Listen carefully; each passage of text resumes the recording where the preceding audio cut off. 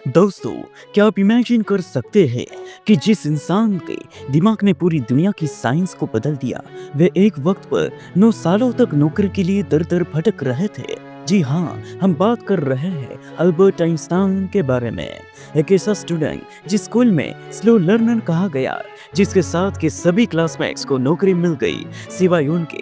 लेकिन किस्मत का खेल देखिए, जिस इंसान को कोई क्लर्क रखने के तैयार नहीं था, उसे एक दिन एक देश का प्रेसिडेंट बनने का ऑफर मिला।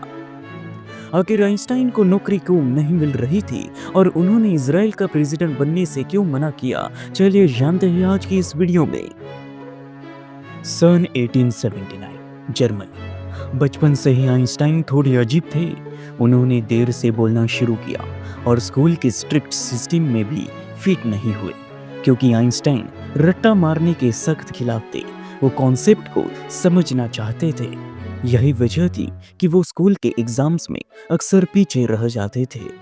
जब वे स्विट्जरलैंड के पॉलिटेक्निक कॉलेज गए तो वहाँ भी वो बोरिंग लेक्चर स्किप करते थे और प्रोफेसर से बहस करते थे। उसका नतीजा मिला कि 1900 में ग्रेजुएशन के बाद किसी भी प्रोफेसर ने उन्हें जॉब रिकमेंडेशन देना मना कर दिया। इसी कारण आइंस्टाइन ने अपनी डायरी में लिखा था, ऐसा लगता है जिसे दुनिया को मेरी जरूरत ही नहीं है।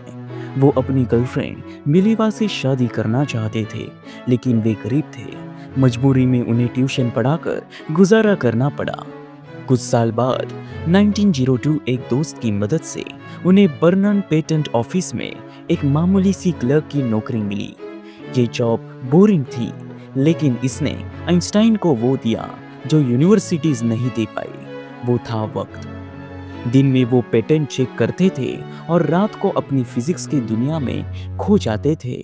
और फिर आया मिरेकल ईयर, सन 1905। वो चमत्कारिक साल जब इसी मामूली क्लर्क ने 4 ऐसे रिसर्च पेपर पब्लिश किए जिसने पूरी दुनिया को हिला डाला, जैसे कि E=mc² और थ्योरी ऑफ रिलेटिविटी ने रातों रात उन्हें इस साइंस का सुपरस्टार बना दिया। 9 साल की बेरोजगारी के बाद आखिरकार 1909 में उन्हें प्रोफेसर की नौकरी मिली। वक्त बीता, आइंस्टाइन दुनिया के सबसे बड़े सेलिब्रिटी बन गए। 1952 में जब इजराइल के पहले प्रेसिडेंट खैम वाइजमैन का इंतकाल हुआ तो पूरी जूइश कम्युनिटी की नज़र आइंस्टाइन पर थी। इजराइल के एम्बेसडर ने आइंस्टाइन को एक चिट्ठी लिखी, क्या आप इजराइल के दूसरे प्रेसिडेंट बनेंगे? पर दुनिया हैरान थी। एक साइंटिस्ट को एक देश चलाने का मौका मिल रहा था, लेकिन आइंस्टाइन का जवाब और भी हैरान करने वाला था। उन्होंने बड़ी विनम्रता से मना कर दिया। उन्होंने कहा, मैं पूरी जिंदगी ऑब्जेक्टिव चीजें यानी कि साइंस से डील करता आया हूँ।